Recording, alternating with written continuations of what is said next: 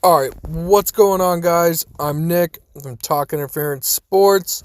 Um, we're just a few hours away from XFL kickoff. I've been waiting weeks for this. Unfortunately, I didn't get around to making a video, so I'm gonna make this audio and then clip up some videos with some pictures and stuff like that. So I hope you enjoy it.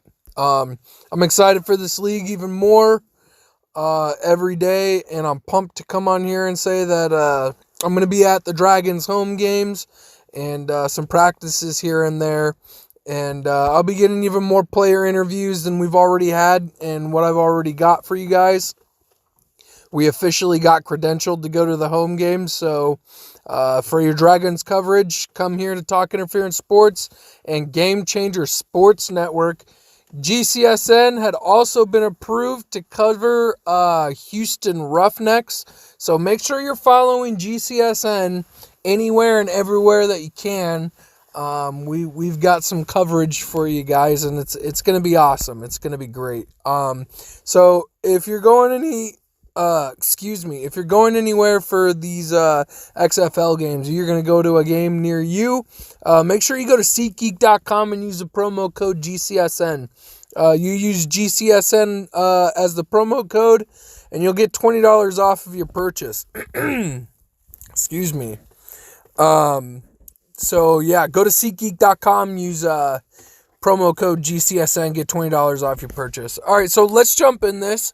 I want to just take a look at these matchups on Saturday and point out a couple things, just a few things, and talk about it. I personally think it doesn't really make a whole lot of sense to try and make picks or give favorites to any team, so I'm not going to do that. I don't think with these rule changes and with these guys having lesser known names in the football world, that there's too many variables to talk about for me to predict anything. I know very little about a lot of these guys, and I'm just basing my opinions off of what I've read and what other people are coming up with. So I'm not gonna make picks week 1, but after I get some watching of the league and some of these games, I'll go ahead and start making picks starting week 2. But yeah, so I'm just not gonna make picks this week. I just want to look at the Seattle and DC game and the LA and Houston game, and I'll point out just a couple things in each game that I think are key things to watch, key things to keep in mind while you're watching these games. And I based a lot of my opinions off of things that I've read. So I'm loosely just gauging how I'm feeling about it. And I've obviously been going to some of the Seattle Dragons practices, so I'm kind of biased in that. I don't want to sit here and be like, yeah, well, Seattle's going to win because that's the team. I don't know enough about any of these other teams to formulate a prediction. So in this game for Seattle versus DC, we have a couple quarterbacks who have played well on different levels of football. And the head coaches are another thing we're going to look at. But let's start with the quarterbacks. And starting in DC, Cardell Jones. And he's one of the biggest names in the league. He has one of the strongest arms, and he's hard to bring down just on account of his size. Cardell is shown to be a winner in college, which will help down further in the stretch of the season. And this season is going to be a great opportunity for him to showcase his talent. So Cardell Jones is going to be a major key factor in this game for DC. And I think you really got to try and dissect them as a team by looking at how well he performs just even in week 1 against the Seattle Dragons. Seattle quarterback is Brandon Silvers. He's got well known for his time with the Memphis Express in the AAF. He performed really well in his last 3 games, and he beat out Johnny Football, Johnny Manziel, for the starting job to earn him praise from everyone who spectated, man. Johnny Manziel, obviously well known. Brandon Silvers outplayed him in the AAF and got that starting job the last 3 weeks of the season. Brandon Silvers isn't the most mobile, but he will be able to sling the ball out of the pocket. He's got a pretty good arm, and from what I've seen, he's deadly accurate. I would keep an eye on BJ Daniels in this game. He's the backup quarterback. I have a feeling we're going to see him on short yardage, and he's a pretty mobile quarterback. He's pretty fast. Got to see a little bit of him while he was in Seattle. And another guy to keep an eye on in this quarterback conversation, Keenan Reynolds, who played quarterback for the Navy. I'm expecting, maybe not specifically in this game, but I'm anticipating, with these 3 guys all having quarterback experience and Keenan Reynolds playing wide receiver, you're going to look at Keenan Reynolds and assume that we're going to look at this this double pass here and think maybe Keenan Reynolds is going to huck one down the field. And I'm pretty sure BJ Daniels can catch a ball pretty well too. So this will be an interesting take for this team. I'm really excited for that. Silvers, when he has time in the pocket, he has a really strong arm, and like I said, he's really accurate, man. Everything that I've seen, the guy is pretty on point. The depth in the run game is going to be really important for Silvers to get into a good tempo, a good rhythm, and the running back depth is huge. So making sure that the running game is established is going to be success points for Silvers. So let's look at the head coaches real quick. I should have talked about the head coaches first, but for some reason I went into the quarterbacks. But whatever. DC's head coach, the Defenders head coach is Pep Hamilton, and this is going to be his first attempt at head coaching. And Jim Zorn's going to be returning for the first time head coaching in an 8-year hiatus. And it seems to be really important to take a look at, these guys don't. Zorn has experience in head coaching, obviously, but it's been almost a decade since the guy's head coached. So it's going to be something to look at. Hamilton helped develop Andrew Luck during his time in Stanford, during the beginning years of his time in Indianapolis as well. He's known for his creative offensive mind. He'll be able to come up with really interesting plays, so keep an eye on that as this season continues. He has a great opportunity to develop Cardell Jones into being a great quarterback, and I'm really excited to see how well that goes. And DC has a lot of weapons offensively, so this team has the massive ability to score often. Jim Zorn, like I said, hasn't coached since 2012, I believe, and he was the Chiefs quarterback coach. He has a strong history of developing quarterbacks, and I've been at a few of these practices, and almost every single time I'm there, he's constantly working with Silvers and Daniels, and he's working on just forming these guys into what their potential could be. With his NFL experience as quarterbacks, as a quarterback, it really doesn't surprise me. I mean, he was a quarterback for the Seahawks when they got the expansion. And man, this guy is a quarterback, guru, I would say. The team seems to be built heavily around the run, like really, really heavily. So these quarterbacks are going to be important once we start seeing the run game getting developed and established. They have so much depth in the run game. They have 3 really good running backs. And so once this run game is established, look for this play action to just be killer for the Dragons. So just make sure that we keep an eye on the run game for Seattle.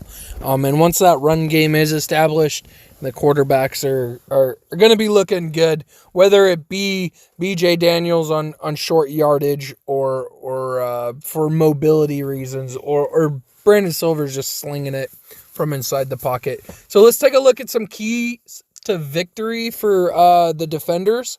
Cardell Jones, I feel, is going to have to carry this offense with his arm, size, and mobility. I think if he's able to get outside the pocket and create some plays, this is going to be bad news for the Dragons. There are some question marks about the ability of the run game for DC from what I'm reading. DeAndre Tompkins' injury is a huge detriment, but still plenty of targets to throw to on offense, so I wouldn't be completely worried about that one specific injury. The defensive line of the Defenders has key players in Jay Brumley and Elijah Qualls. Seattle has a good offensive line that'll open up the running game for its depth in running backs, like I had mentioned. So AJ Tarpley's a good linebacker that the Defenders have. He's going to have to step up after looking at the injury report. Scooby Wright went down and doesn't sound like he's going to be playing. So if Seattle gets over that 150-yard mark as a running unit between all three of these guys, this could be a huge issue for the Defenders defensively. We're going to want to take a huge look at the time of possession in this game. It's going to be a major key factor. So key factors for Seattle's victory is the Dragons are going to need to utilize the running backs. Jaquan Gardner has a breakaway speed that's complemented very well with Kenneth Farrow and Trey Williams. So like I said, all three of them are going to be able to hit those holes and be able to just absolutely explode. The offensive line is pretty decent for the Dragons, and I think a lot of people are sleeping on this run game, and a lot of people are going to be shocked at how well this offensive line is going to be able to open up some holes. This is going to be the major factor for this game is how well the Dragons can establish the run game. Opening up the run game will help Silvers in the passing game to hit targets to Keenan Reynolds. Like I said, I would look out for possibly Keenan Reynolds catching one behind the line and chucking it down the field. Kason Williams is supposed to be hometown hero. He's ruled out with a lower leg injury. And let's take a look at the pass defense for the Dragons. Will Sutton is injured, or on the injury report, should I say. He's dealing with an illness, so this is going to be a point to look at.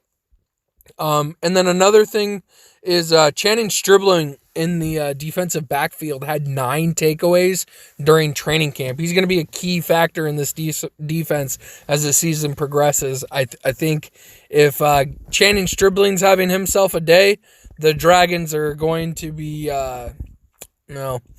really, really competitive and have a lot of points on the board just because of his backfield presence. The Defenders have a deep receiving core that's going to challenge the backfield for the Dragons, and the front four is just going to have to keep a lot of pressure on Cardell Jones.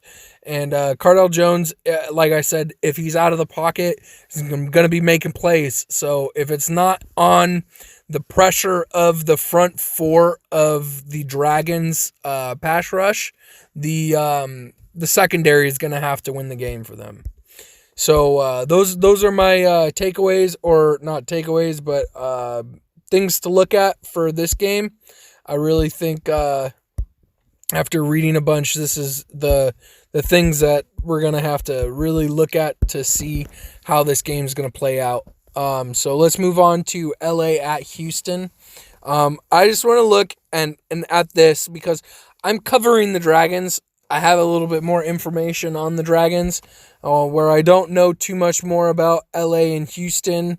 So I want to watch them play before I talk too much. So I just want to look at the quarterback situation, offense and defense, and some of the coordinators and head coaches.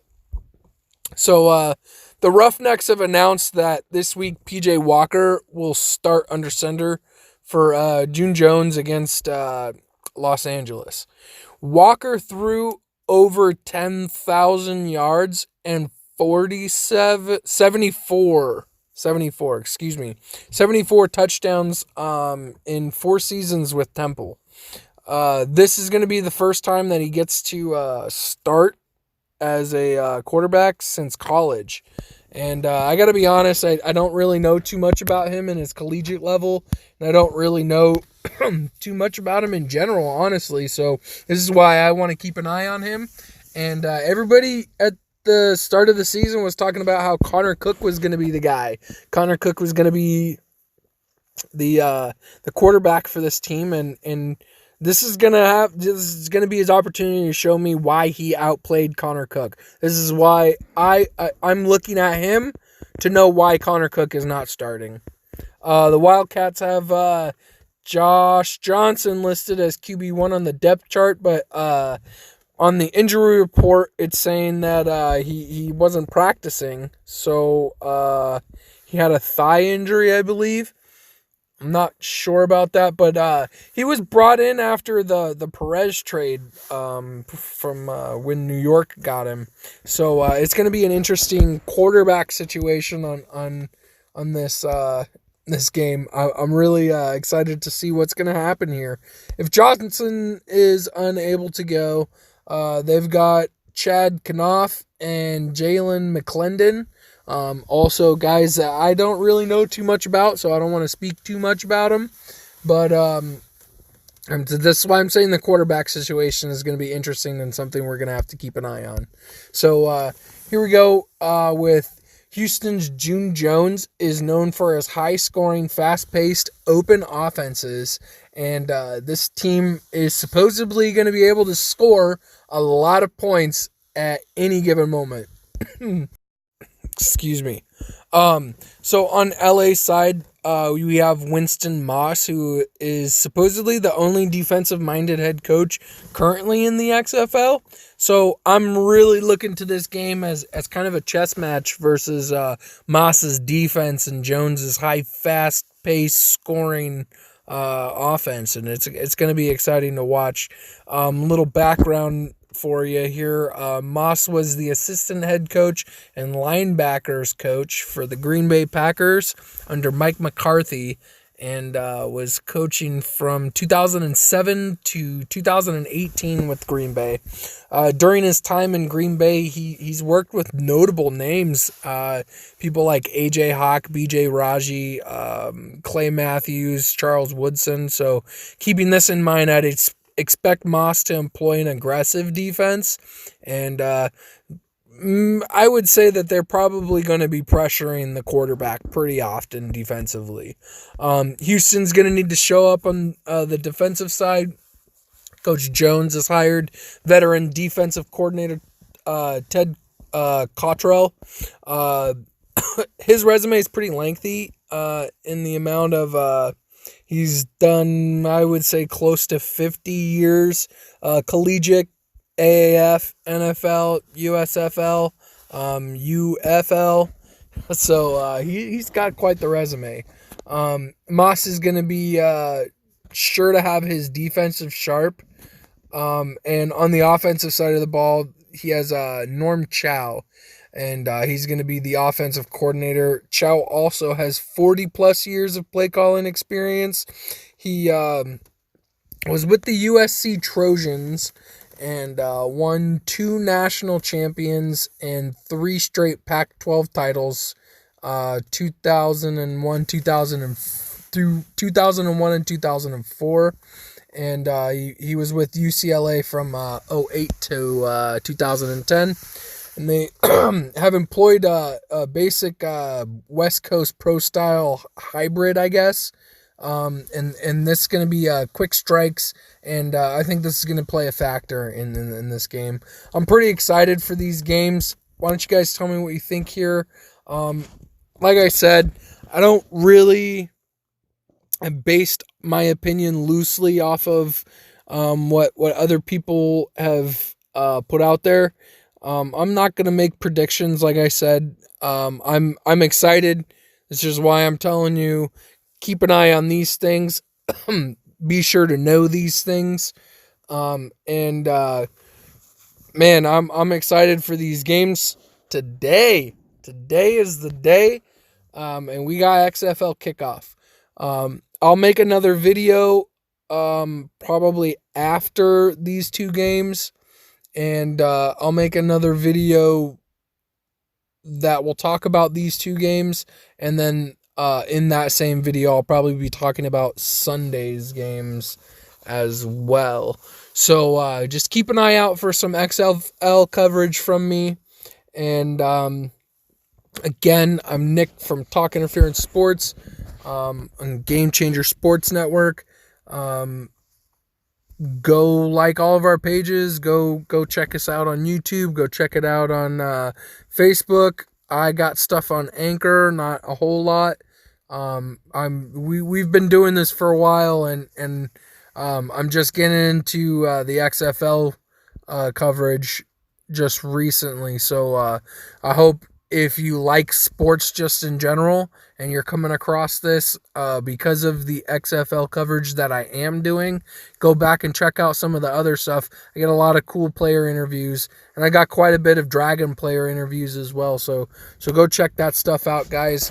Support the channel, man. If you like what you're hearing, drop a like, drop a follow, whatever. Thanks again for listening.